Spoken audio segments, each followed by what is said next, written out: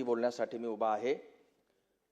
माननीय राज्यपाल महोदयांनी राष्ट्रमाता राजमाता जिजाऊ छत्रपती शिवाजी महाराज, भारतरत्न डॉक्टर बाबासाहेब आंबेडकर, भगवान बिरसा मुंडा, महात्मा ज्योतिबा फुले, क्रांतिज्योती सावित्रीबाई फुले, पुण्यश्लोक अहिल्यादेवी होळकर यांची नावं मात्र घेतली, परंतु त्यांच्या विचारावरती चालण्यासाठीचा जो संकल्प आहे, नावं फक्त आहेत, संकल्प अजिबात नाही आणि त्यांच्या विचारधारेवर तर बिलकुलच काम नाही आहे।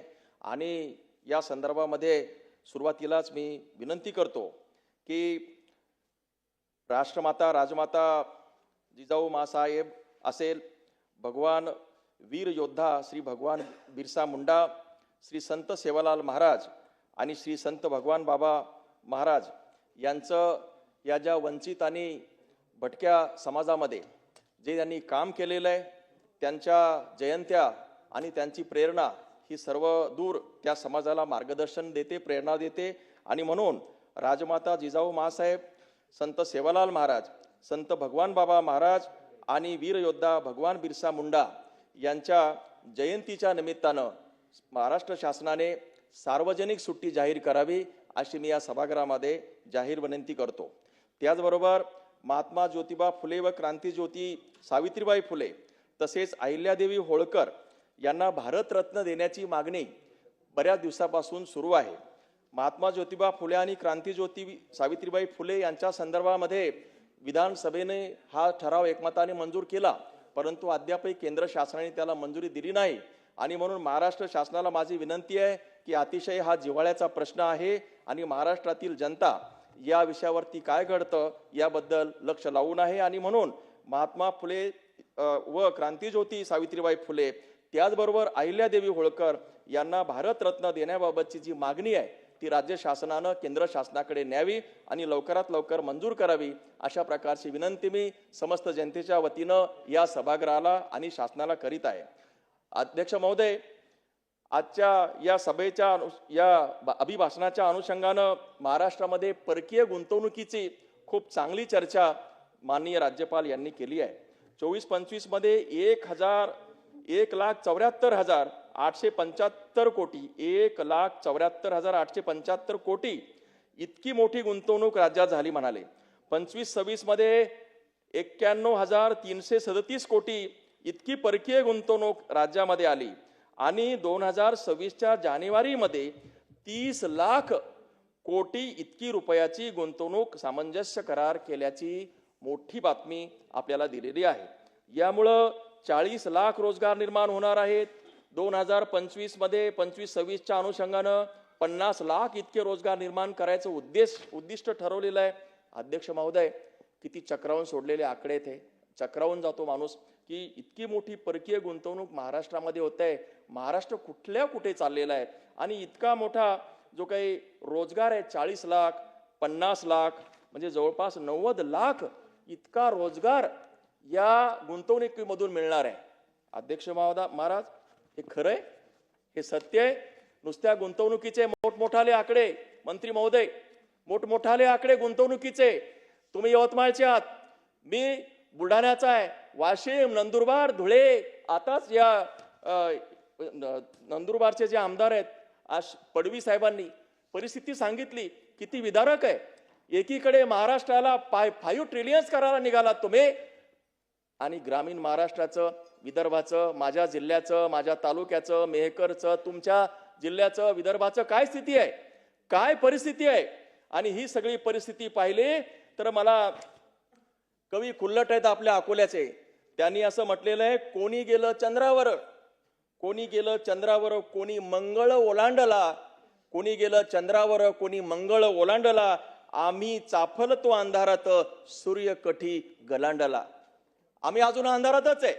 हे म्हणाले आम्ही मंगळावर चाललो, इकडे चाललो, एवढी इन्व्हेस्टमेंट आणली, तितकी इन्व्हेस्टमेंट आणली, इतका रोजगार मिळणार आहे। जंगल में मोर नाचा देखा किसने, सगळ्या बोलाचीच भात आणि बोलाचीच कढी हा जो प्रकार आहे। आणि हा विशेषतः अध्यक्ष महोदय माननीय मुख्यमंत्री जे विदर्भाचे आहेत त्यांच्या काळात होत आहे। आता माननीय मुख्यमंत्री काय नवीन नाही आहेत, 5 वर्ष आणि हे आता 6 वर्ष मुख्यमंत्री आणि त्यापूर्वी ते 2.5 वर्ष उपमुख्यमंत्री होते। 8.5 वर्ष हे विदर्भाचं नेतृत्व आहे आपलं. खरं म्हणजे त्यांनी समृद्धी महामार्ग आणला, चांगली गोष्ट केली.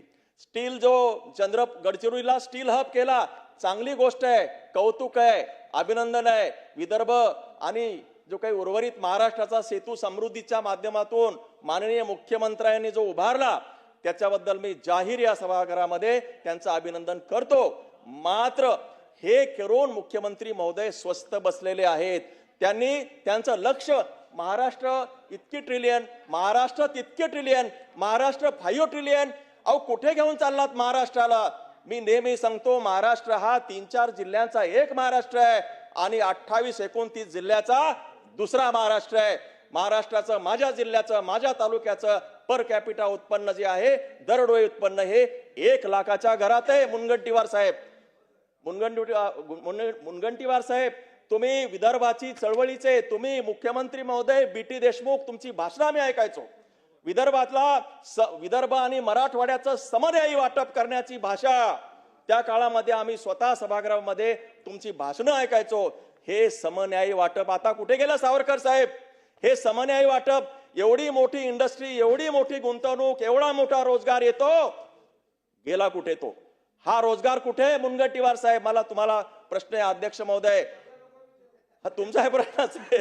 तुम्ही आपण सगळेजण मिळून महाराष्ट्र शासनाला विचारू आणि याचं जे समन्यायी वाटप आहे ते समन्यायी वाटप या ठिकाणी झालं पाहिजे.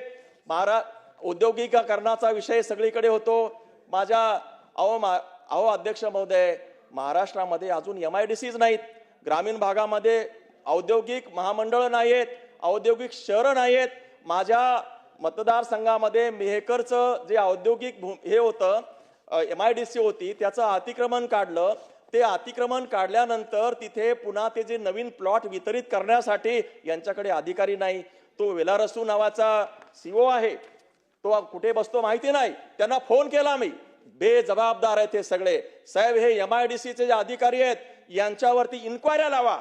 यांनी MIDC सुधारणा केली नाही, त्या भागामध्ये शेतकऱ्यांचे काही प्रोजेक्ट उभे केले नाही, नवीन उद्योग आणले नाहीत, रोजगार उभा केला नाही. आणि म्हणून MIDC उभं न करणं, रोजगार निर्माण न करणं, त्या भागाचा बॅकलॉग त्या तसाच ठेवणं, याला जबाबदार हे अधिकारी सुद्धा आहेत. आणि म्हणून अजून सुद्धा माझ्या MIDCचं काम, त्यांनी प्लॉट वितरणाचं कामच केलं नाही.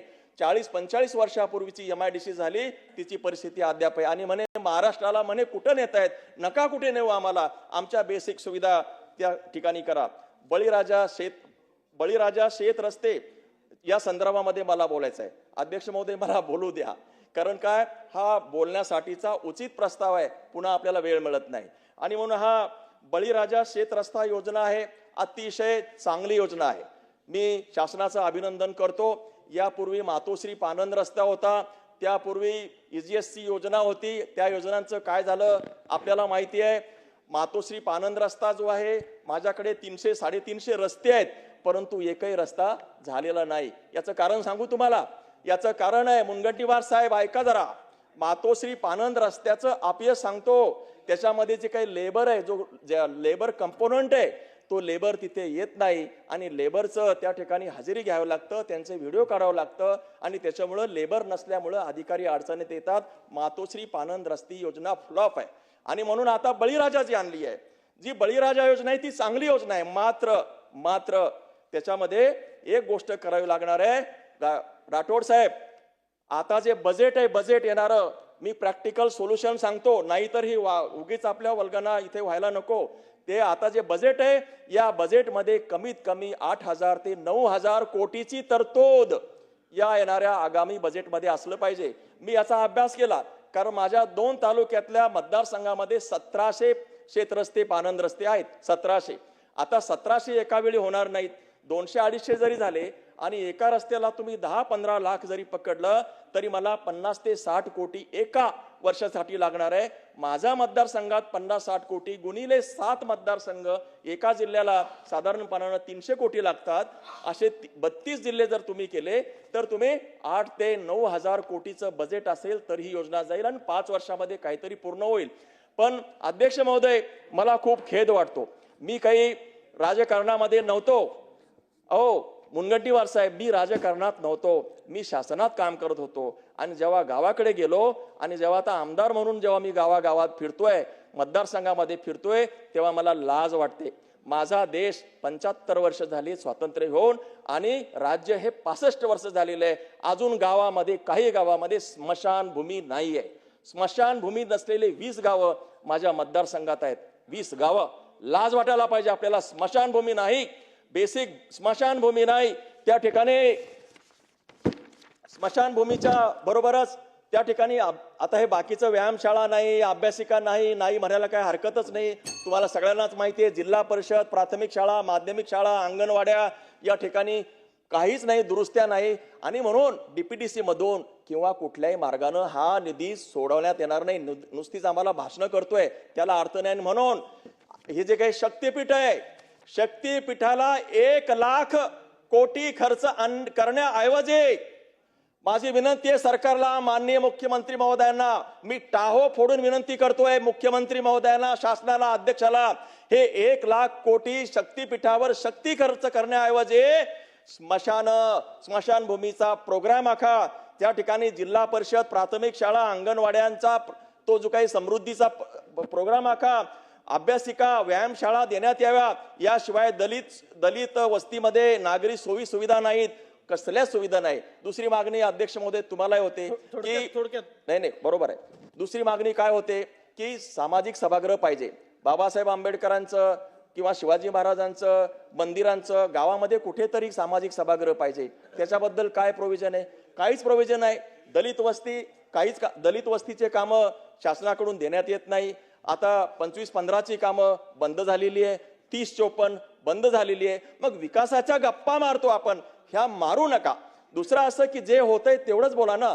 आणि महाराष्ट्राचं कुठं स्पर्धा लावली तुम्ही? अहो, महाराष्ट्र पूर्ण आपला इकडे खड्ड्यात गेलेला आहे, त्याला सुधारा. आणि महाराष्ट्र म्हणाले इकडे चालले, हे जे कौतुक करण्याची घाई या शासनाला का झाली आहे मला हे समजत नाही. आणि म्हणून अध्यक्ष महोदय, फक्त माझा दुसरा एक मुद्दा आहे की या विजेच्या संदर्भामध्ये माझ्या मतदारसंघामध्ये मोळी गाव आहे, तिथले 15-20 शेतकरी माझ्याकडे आला. त्यांनी मला एक निवेदन दिलेलं आहे. त्याच्यात त्यांनी काय म्हटलेलं आहे की नवीन कनेक्शन बंद केलेलं आहे आणि सौर ऊर्जाचे आपल्याला पंप देण्यात येतात. आता सौर ऊर्जाच्या पंपाची 7.5 हॉर्स पॉवर पर्यंत आपण परमिशन देतो आणि नवीन कनेक्शन बंद आहे. आता यांच्या शेतामध्ये जे पाणी आहे त्यांना 3 किलोमीटरवरून उचलायचं आहे. 3 किलोमीटर उचलायला नवीन कनेक्शन बंद आहे. नवीन सोलारची 7 हॉर्स पॉवरची 7-7.5ची मोटार आहे, ते पाणी खेचत नाही. मग आता याला काय करायला पाहिजे? यावेळी शासनाला माझी विनंती आहे की जिथं तो शेतकरी 2.5 एकरचा असो, 5 एकरवाला असो का कोणत्याही किती एकर असो, त्याला जर का 3-3.5 किलोमीटरवरून जर पाईपलाईन करायची असेल तर त्याला हे जे नॉर्म्स तुम्ही लावलेत ते बंद करा. एकतर त्याला 10 हॉर्स पॉवर्स किंवा जेवढे हॉर्स पॉवर्स लागतील तेवढे सोलारवरून मोटार घ्या. अन्यथा त्यांनी जे पैसे भरलेले आहेत नवीन वीज कनेक्शनचे त्याच्यापैकी कुठलं तरी सुरू करा. आता ही नवीन कनेक्शनही बंद आहे, सोलार पाणी पण खेचत नाही. अशा वेळी त्यांच्या शेतातला माल आहे तो सतत नुसता डोळ्यादोखात वाया जाताना दिसतोय. अध्यक्ष महोदय, शेवटचा मुद्दा आहे, मी यावर बोलणार नाही. लोणार जे हे आहे पर्यटनाच्या बद्दल खूप चर्चा झाली म्हणून मी बोलतो आहे. लोणारला आता बरेचसे विषय त्यावर मी सविस्तर चर्चा करीन.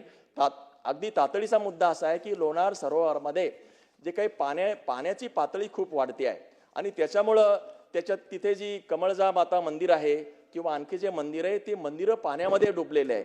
कमळजा माता मंदिराच्या तर अक्षरशः डोळ्यापर्यंत ते पाणी आलेलं आहे. आणि म्हणून हे पाणी काढणे आणि ते जे मंदिरं पाण्याखाली जाणं आवश्यक आहे. यासाठी जिल्हाधिकारी यांच्याकडनं प्रयत्न करण्यात येत आहे. माझा सुद्धा संपर्क आहे. मात्र त्याच्यामध्ये वन विभाग, वन्यजीव विभाग ज्याला म्हणतो आपण, तो विभाग आणि पुरातत्व खात्यामध्ये अजिबात कोऑर्डिनेशन नाही. माझी या निमित्तानं या सभागृहाला विनंती आहे की तातडीनं या विषयात लक्ष घालावं आणि जे काही पाणी वाढतंय ते पाणी जे वाढतंय पाण्याची पातळी कमी करण्यासाठी शासनानं पावलं उचलावीत. मला अध्यक्ष महोदय आपण बोलण्यासाठी वेळ दिला, संधी दिली. उर्वरित मुद्दे मी नंतरच्या याच्यामध्ये मांडील. आपण मला संधी दिली त्याबद्दल मी आपले आभार मानतो. धन्यवाद. जय हिंद, जय महाराष्ट्र.